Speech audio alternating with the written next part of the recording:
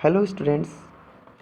जैसा कि previous class में हमने देखा था कि 3 अपन ने हार्ट की डिजीज़ देखी थी, जिसमें से हमने एक तो देखा था एंजाइना पेक्टोरिस, एक हमने देखा था मायोकार्डियल इन्फारेक्शन एंड एक देखी थी इस्चेमिक हार्ट डिजीज़। उसी कड़ी को आगे बढ़ाते हुए आज हम हार्ट की एक 4th डिजीज़ देखेंगे, जिसका नाम है इन्फेक्टिव एंडोकार्डियाइटिस। अब क्योंकि नाम है इन्फेक्टिव एंडोकार्डियाइटिस, तो सीधी सी बात होगी, जनरली हम बात करें तो क्या होगा, इन्फेक्शन होगा। क्या होगा? इन्फेक्शन होगा। इन्फेक्शन होगा तो किस में होगा? एंडोकार्डियाइटिस नाम है, एंडोकार्डाइटिस। तो हमने पहले भी देखा हुआ है कि जिसकी वर्ड के अंदर आइटिस लग जाए, that related to inflammation. Inflammation होगा, सीधी सी बात है, इन्फ्लामेशन।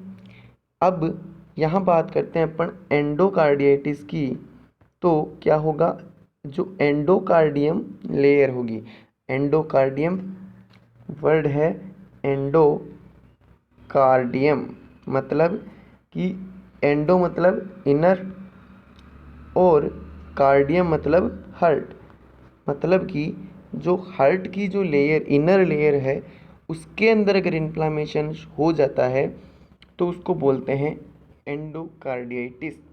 और पूरा नाम देंगे तो अपन क्या होगा, इन्फेक्टिव एंडोकार्डियाइटिस।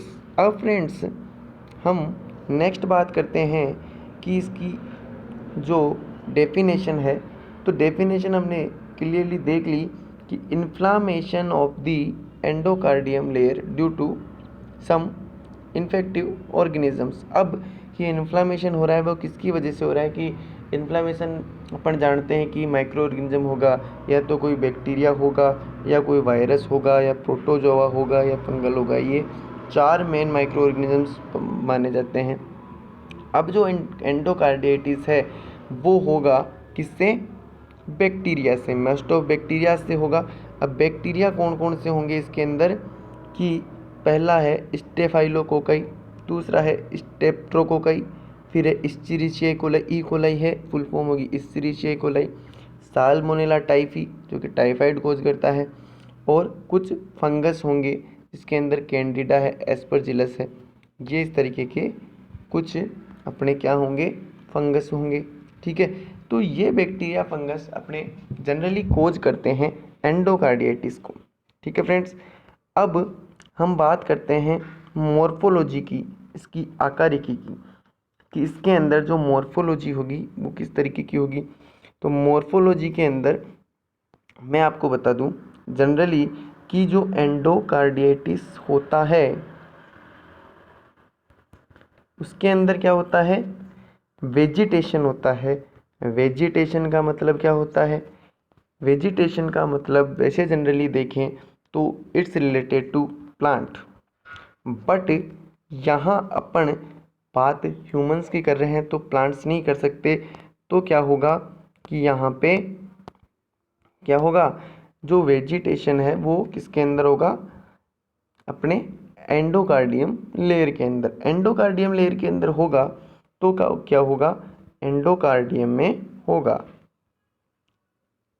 अब एंडोकार्डियम लेयर के अंदर अगर होता है तो क्या होगा कि वहाँ पर, अब एक चीज़ मैं बताऊँ आपको कि जैसे कि मान लो ये हार्ट की लेयर है, ये हार्ट की लेयर है। अब इसके अंदर क्या है कि कोई मान लो बैक्टीरिया, वायरस या फंगस अफेक्टेड करते हैं, जैसे कि स्ट्रेप्टोकोकाई है, उसने अफेक्टेड कर लिया। अब कोई भी अगर बैक्टीरिया अटैक करता है तो वो सिंगल तो होता नहीं है। अब वो क्या होगा कि अगर एक बैक्टीरिया ने अपने इनटेक किया तो क्या होगा, अब मैं पैथोलॉजिकली बात करूं, अपन पैथोलॉजी पढ़ रहे हैं, तो क्या होगा कि due to aetiological factor, due to aetiology. अब क्या बात करेंगे अपन कि इसके अंदर बैक्टीरिया इनटेक किया, छोटा सा अपन समझेंगे, बैक्टीरिया आया, फिर क्या हुआ, उसका मल्टीप्लिकेशन स्टार्ट हुआ, मल्टीपल हुआ। मल्टीपल होने के बाद में क्या है कि वो आगे जाके क्या होगा, मल्टीपल होने के बाद में उसका, जैसे कि ये लेयर है, इस लेयर के अंदर मल्टीप्लिकेशन होगा, यहाँ पे काफ़ी सारे बैक्टीरियाज जैसे कि अपन आ गए। अब ये जो बैक्टीरियाज है वो मल्टीप्लिकेशन में क्या होगा, एक कॉलोनी बना लेंगे। क्या बना लेंगे, कॉलोनी बना लेंगे।